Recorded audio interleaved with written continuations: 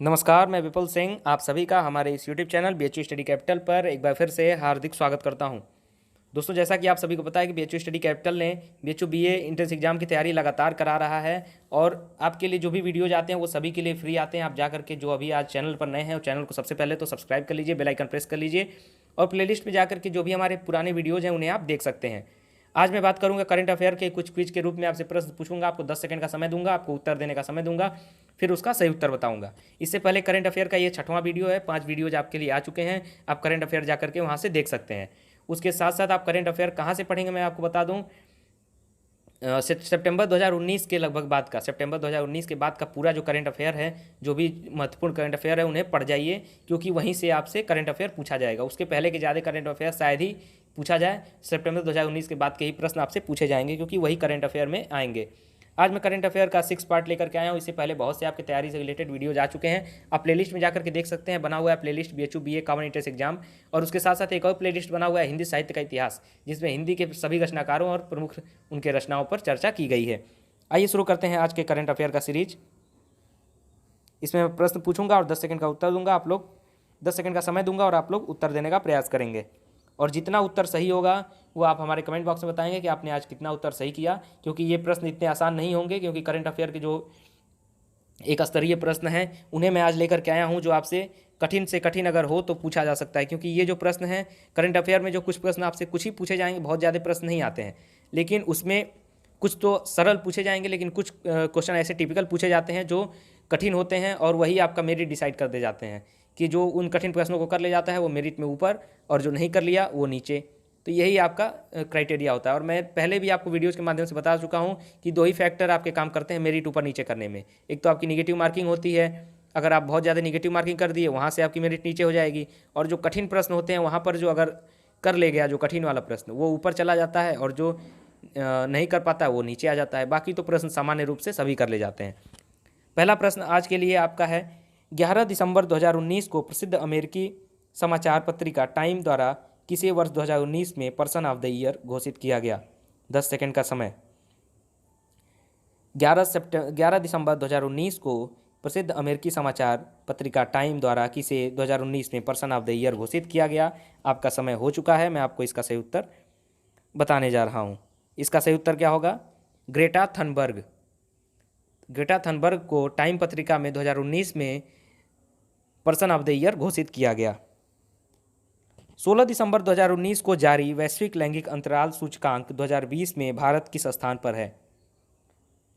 16 दिसंबर 2019 को जारी वैश्विक लैंगिक अंतराल सूचकांक 2020 में भारत किस स्थान पर है? 10 सेकंड आपके लिए।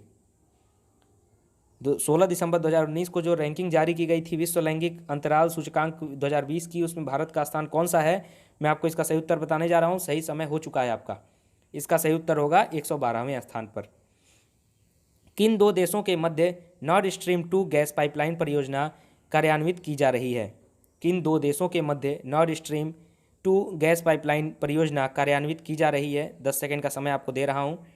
और ये जो भी प्रश्न मैं पूछ रहा हूं, अगर ये नहीं आपको आ रहे हैं तो घबराइए मत, क्योंकि ये जो कठिन से कठिन प्रश्न है पूछे जाते हैं आपको कभी कभी BHU एंट्रेंस एग्जाम में। क्योंकि कुछ प्रश्न कठिन डाल दिए जाते हैं, वो प्रश्नों पर मैं आपको चर्चा कर दे रहा हूँ, क्योंकि ऐसे कठिन प्रश्न भी आपसे पूछे जा सकते हैं करंट अफेयर में, और यही प्रश्न आपके डिसाइड करेंगे। इसलिए इन प्रश्नों को आप याद कर ले जाइए। बाकी तो आसान चीज़ें तो सभी को पता ही होंगी। अगर नहीं पता है तो आपको कोई भी घबराने की जरूरत नहीं है। इसका सही उत्तर होगा रूस और जर्मनी के मध्य North Stream 2 gas line pipeline परियोजना कार्यान्वित की जा रही है। 1 दिसंबर 2019 को G20 समूह की अध्यक्षता ग्रहण करने वाला प्रथम अरब देश कौन है?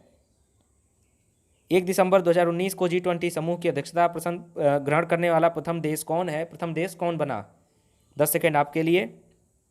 अरब देश की बात हो रही है। G20 की अध्यक्षता करने वाला 1 दिसंबर 2019 को प्रथम अरब देश कौन बना? तो इसका सही उत्तर होगा आपके लिए सऊदी अरब। 5 नवंबर 2019 में जारी IMD यानी वर्ल्ड टैलेंट रैंकिंग 2019 में 63 देशों की सूची में भारत किस स्थान पर है? नवंबर 2019 में जारी वर्ल्ड टैलेंट रैंकिंग 2019 में 63 देशों की सूची में भारत किस स्थान पर है? मैं आपको बता दूं कि भारत का स्थान बहुत ही नीचे है 63 देशों की सूची में जो आपसे पूछा जा रहा है। तो अब उसके अकॉर्डिंग थोड़ा बहुत अपना तुक्का लगा करके भी बता दीजिए। मैं आपको इसका सही उत्तर आपको बताता हूँ। 10 सेकंड आपका हो चुका है। इसका सही उत्तर होगा 59वें स्थान पर। 19 दिसंबर 2019 को गांधी जी के आदर्शों को बढ़ावा देने के उद्देश्य से किस देश ने प्रतिवर्ष गांधी नागरिकता शिक्षा पुरस्कार प्रदान करने की घोषणा की? प्रश्न एक बार और सुन लीजिए।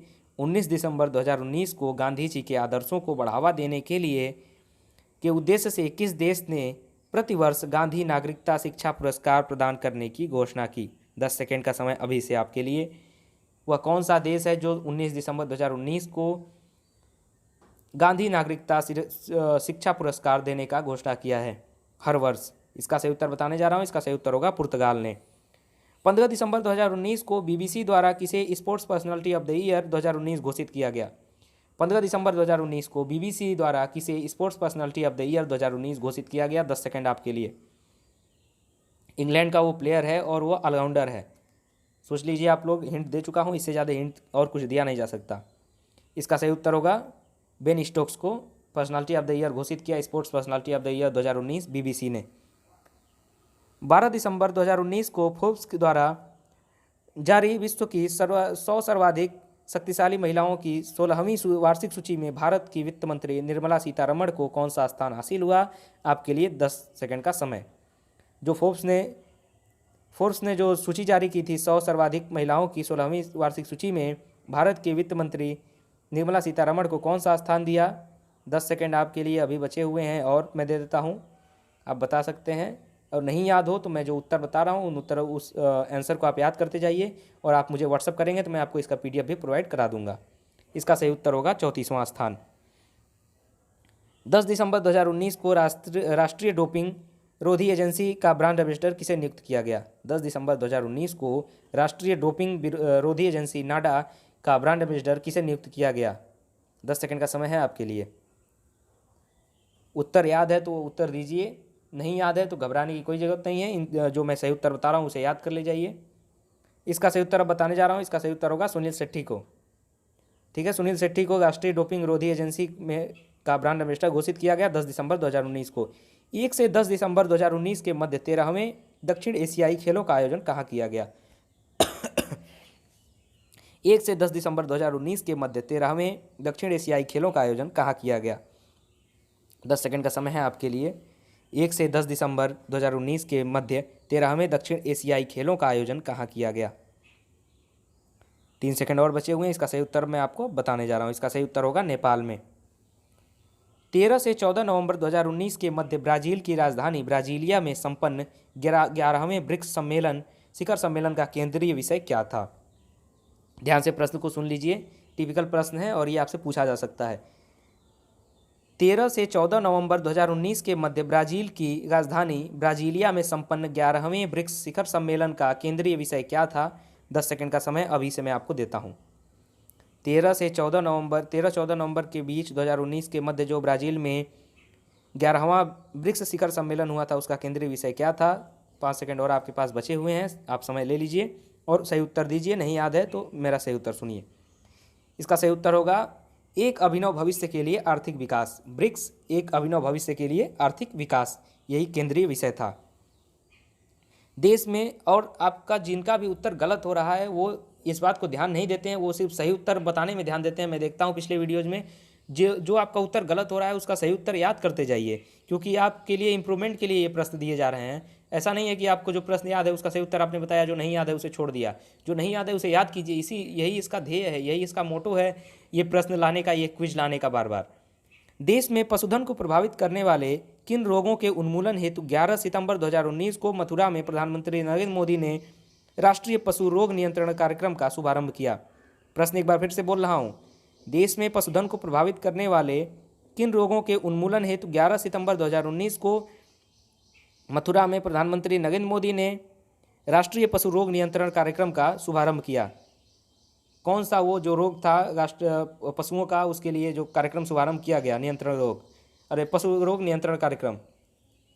ये लगातार जो वित्त मंत्री हैं और राज्य वित्त मंत्री हैं ये भी लगातार अपने कथन में कहते रहते हैं। आप लोगों को ध्यान होगा, पशुओं से रिलेटेड रोग है। 10 सेकंड का समय अभी से फिर मैं आपको देता हूँ। इसका सही उत्तर बताइए। लगातार जो आपके निर्मला सीतारमण जी हैं उसके साथ साथ जो अनुराग ठाकुर हैं वो लगातार इसका जिक्र करते रहते हैं अपने प्रेस कॉन्फ्रेंस में। इसका सही उत्तर होगा खुरपका और मुंहपका रोग। खुरपका और मुंहपका रोग एवं ब्रूसिलोसिस रोग। इन्हीं रोगों के लिए जो राष्ट्रीय पशु रोग नियंत्रण कार्यक्रम 2019 में 11 सितंबर को शुरू किया गया। अब यह आज के वीडियो का आखिरी प्रश्न। 31 अक्टूबर 2019 को भारत के किन 2 शहरों को यूनेस्को के रचनात्मक शहरों के नेटवर्क में शामिल किया गया? 31 अक्टूबर 2019 को भारत के किन 2 शहरों को यूनेस्को के रचनात्मक शहरों के नेटवर्क में शामिल किया गया?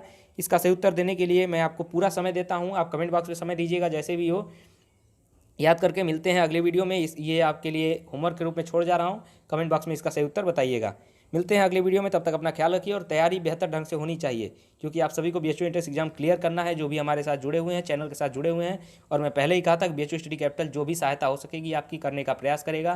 किसी भी स्तर पर जो सहायता हो सकेगी BHU स्टडी कैपिटल की टीम पूरी सहायता आपकी करेगी। इसलिए चैनल के साथ बने रहिए, सब्सक्राइब कर लीजिए, बेल आइकन प्रेस कर लीजिए। और अगर आपको ये वीडियोज अच्छे लगे तो लाइक जरूर किया कीजिए और साथ साथ में अपने दोस्तों के साथ शेयर जरूर करेंगे। बहुत बहुत धन्यवाद। मिलते हैं अगले वीडियो में।